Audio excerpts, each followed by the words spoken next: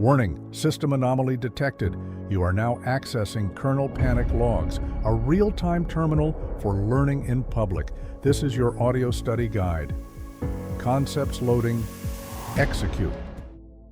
So picture this. It's 1998, and the global standard for digital encryption is basically trusted by everyone, right? Banks, governments, massive corporations. Oh yeah, it was the absolute bedrock of digital security at the time. Right.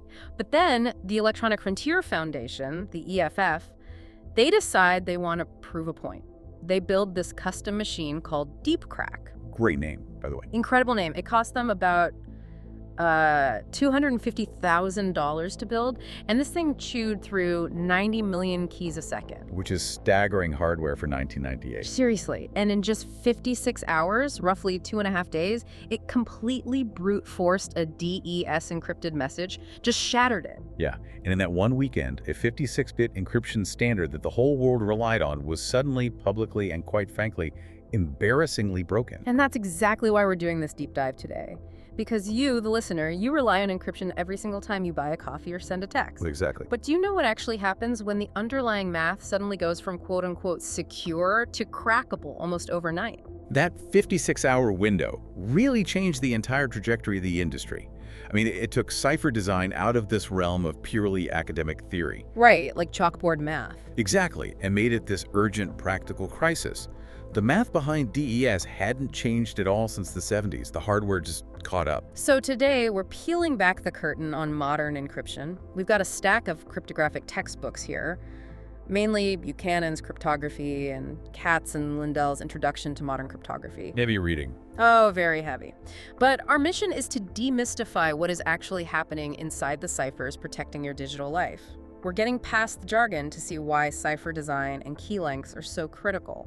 And to really grasp how DES failed and what replaced it, we have to start at the absolute foundation. Like, what is a cipher actually trying to do? Because it's not just scrambling data randomly, right?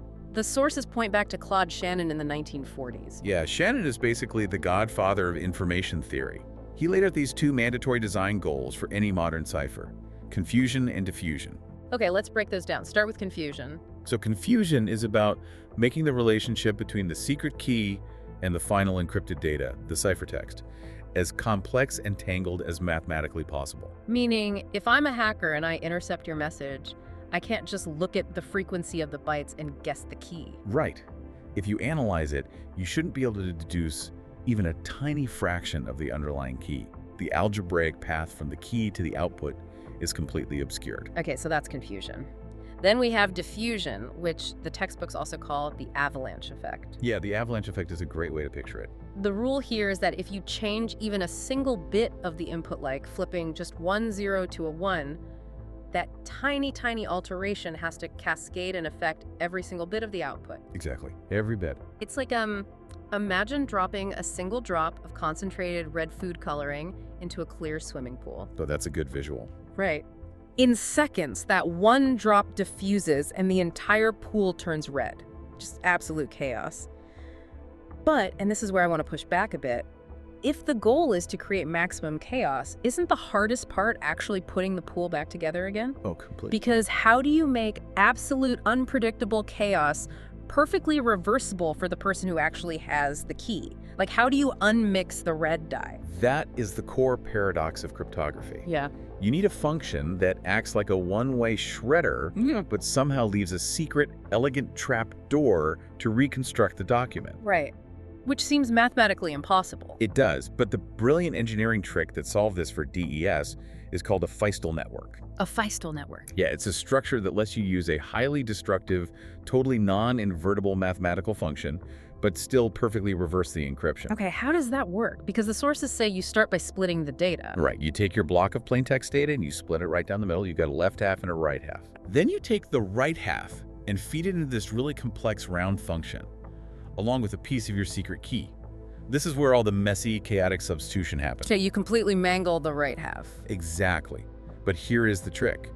The output of that mangled function isn't your final answer. You take that messy output and you XOR it with the original left half of the data. Okay, we need to talk about XOR because it's everywhere in these books. It stands for exclusive OR. Yes, it's a fundamental binary logic gate. And the easiest way I can conceptualize XOR is like a mechanical light switch. Right. If you flip the switch once, the state changes from off to on. Right. But if you flip it again using the exact same motion, it goes right back to its original state, off. That is a perfect analogy because XOR is perfectly symmetrical. So by XORing the chaotic output with the left half, you are basically flipping the switch of the left half using a highly complex secret pattern. And the authorized receiver, since they have the key, they can generate that exact same chaotic pattern. Yes. They generate the pattern, they XOR it again, flip the switch a second time, and boom, the original left half just reappears. That is wild. It's so elegant. And after you XOR the left half, you just swap the two halves, the new right half becomes the old left half, and you run the whole loop again. So the messy, chaotic round function never actually has to be run in reverse. Never. You literally run the exact same encryption machinery forwards and backwards. You just feed the subkeys in reverse order. Okay, so bringing this back to the DS. DS used a 16-round Feistel structure, right? Correct. It took a 64-bit block of data, chopped it into two 32-bit halves, and ran that loop 16 times. Using a 56-bit key. And it was a fortress for decades. But as we mentioned with the EFF in 1998, a 56-bit key only gives you about 72 quadrillion possible combinations. Which sounds like a lot. It sounds massive. But hardware caught up. The Feistel structure inside DES didn't fail. The math was fine. Yeah, the universe of possible keys just became too small to hide in. Deep Crack just tried them all. So the industry is in full panic mode. They need a fix, but you can't just roll out a brand new global standard overnight. No, vetting a new cipher takes years. So they needed an emergency patch to stop the bleeding.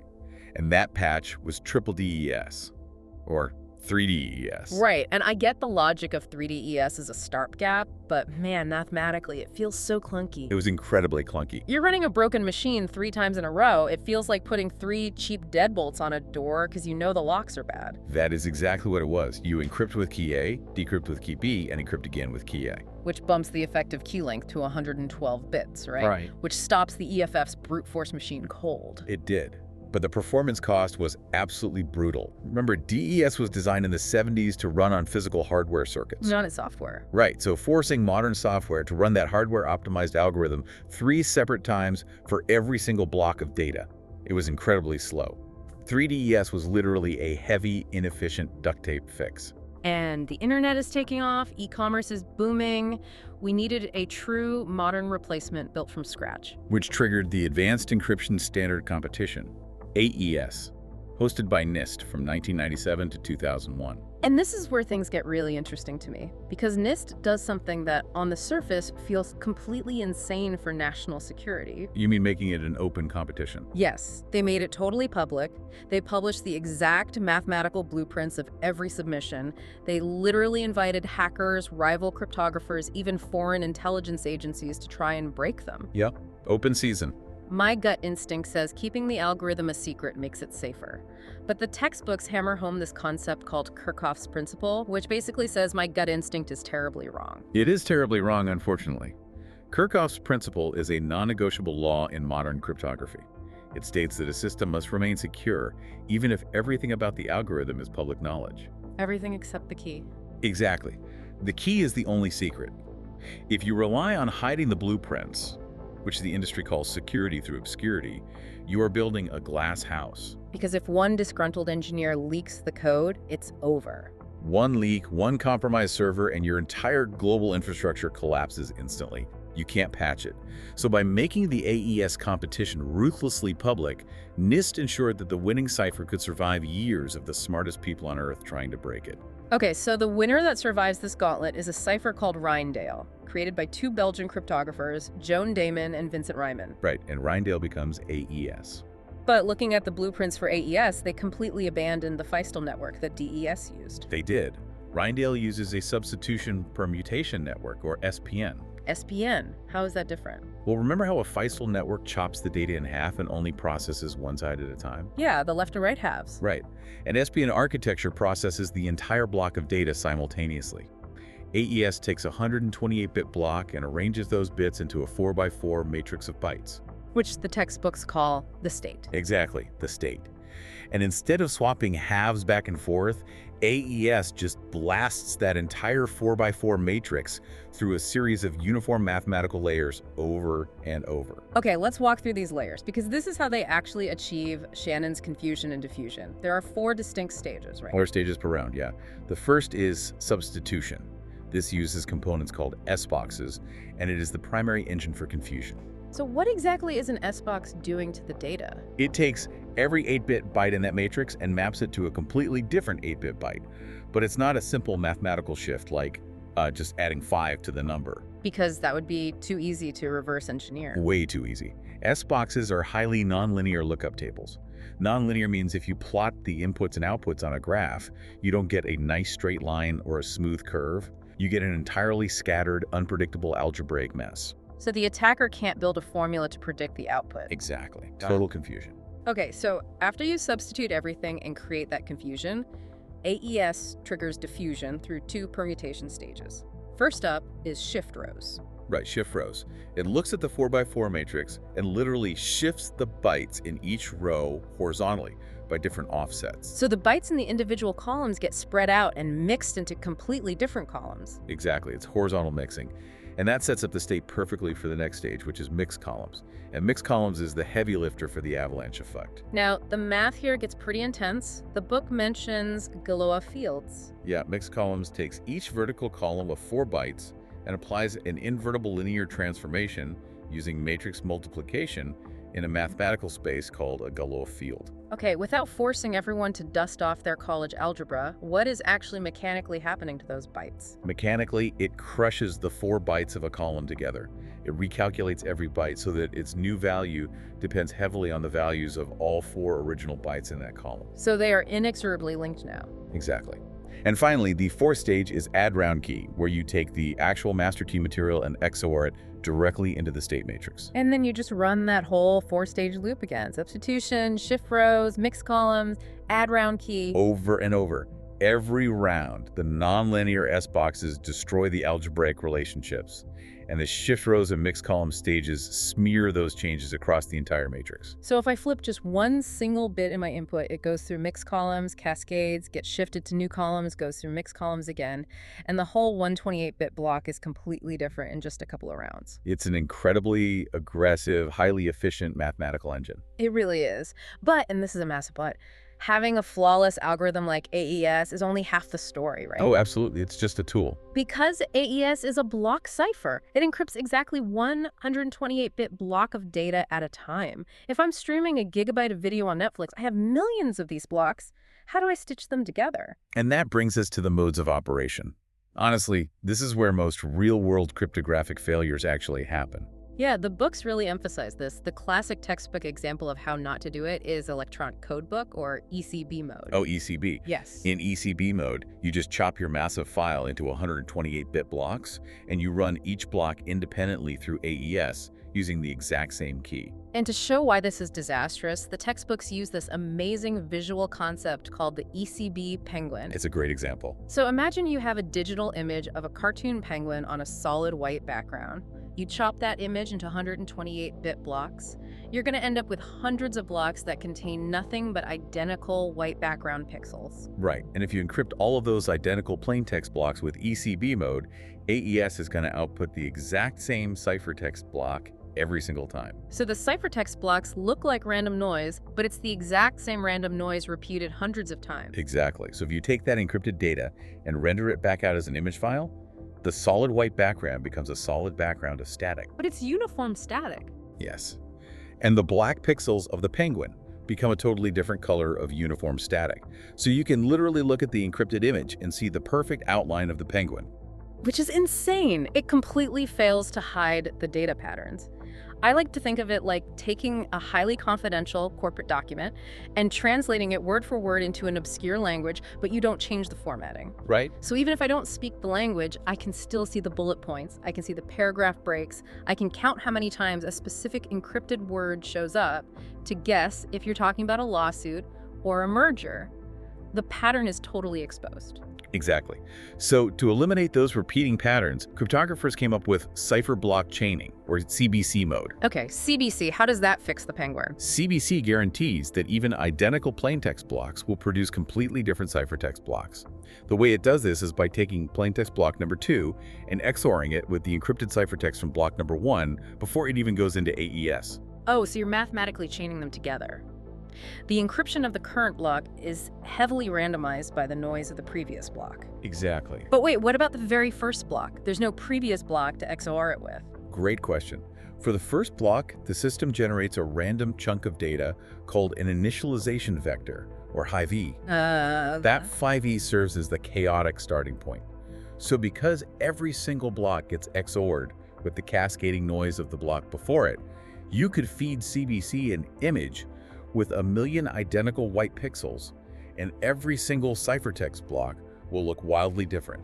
No more penguin. Problem solved. Except there's a logistical bottleneck with CBC, right? A huge one. Because block 3 literally cannot start encrypting until block 2 is totally finished. It's entirely sequential. Right, which means you can't use modern hardware. You might have a 16-core processor in your laptop, but CBC mode can't encrypt 16 blocks simultaneously. It has to wait in line. Yes, and that massive performance constraint is what led to CTR, or counter mode.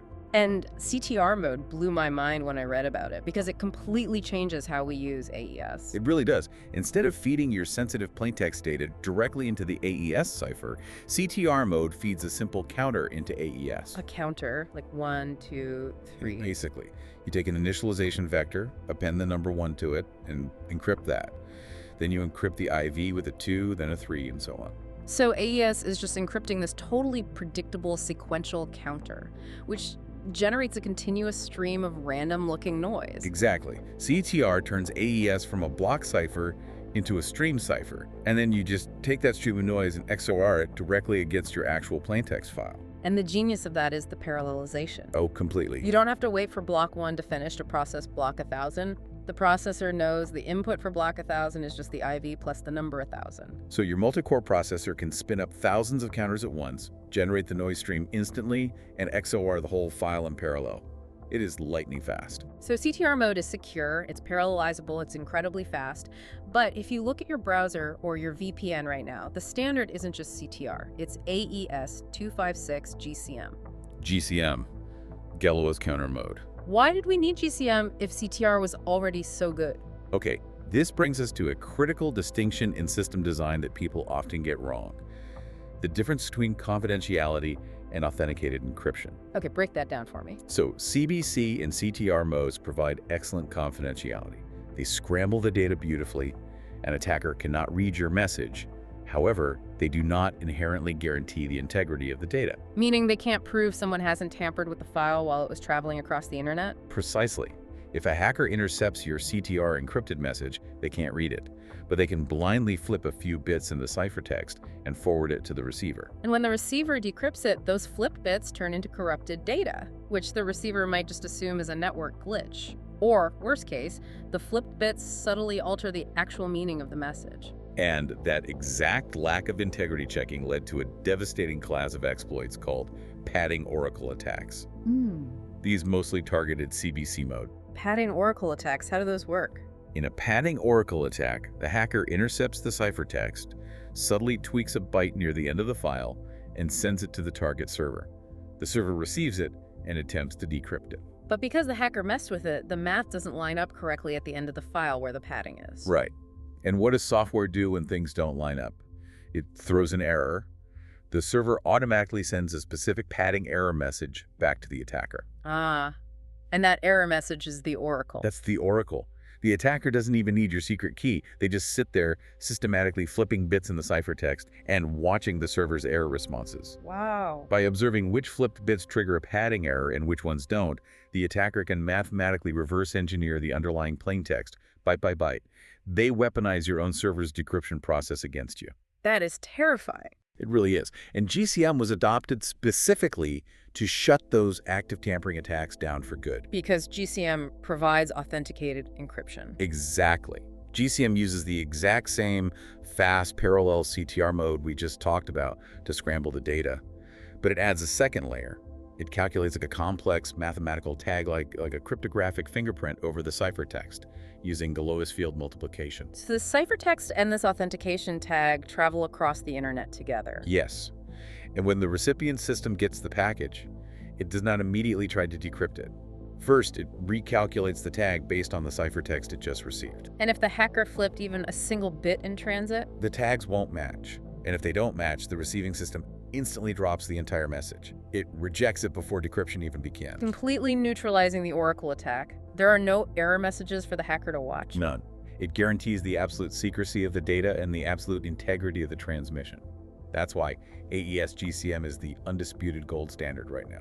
Man, we've covered a lot of ground today, from the EFF breaking DES all the way to the inner workings of AES. So let's lock in the hard memory anchors you need to take away from this deep dive. Good idea. First anchor, you have to know the difference between confidentiality and authenticated encryption.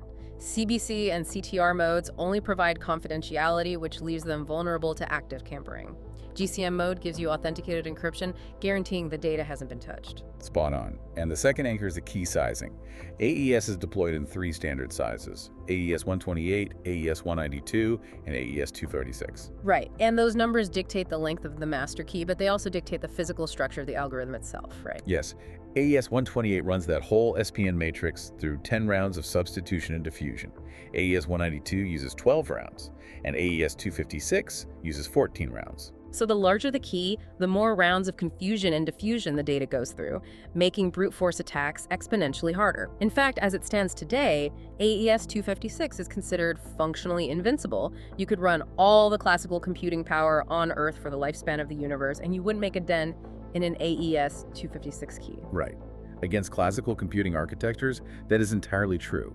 The math is incredibly solid. But, and this is how we're going to end today, the sources we reviewed explicitly highlight the shadow looming over all of this symmetric encryption: post-quantum cryptography. Oh yeah, the game changer. We want to leave you with a provocative reality check. Theoretical algorithms by Peter Shor and Lovegrover are specifically designed to use the weird physics of quantum computers to slice through this exact kind of math. Grover's algorithm is the big one here. Theoretically, it cuts the effective security of a symmetric cipher in half. So a fully functioning quantum computer would take the invulnerable AES 256 and reduce it down to the strength of AES 128. Now, AES 128 is still highly secure by today's standards, but Grover's algorithm completely eats up that massive margin of safety we rely on with AES 256. Exactly. We started this deep dive in 1998, watching a custom machine publicly humiliate a global standard that everyone thought was totally secure. Right now, quantum computers are making the leap from theoretical physics papers to functional engineering realities. The question you have to explore is whether AES will hold the line, or if we're inching closer to the day when AES 256 suffers the exact same overnight public defeat. Keep your keys long and your algorithms updated. End of log. The full flashcard deck is linked below. It's free. It's how I study. If this helped, subscribe. More logs incoming. Kernel panic logs out.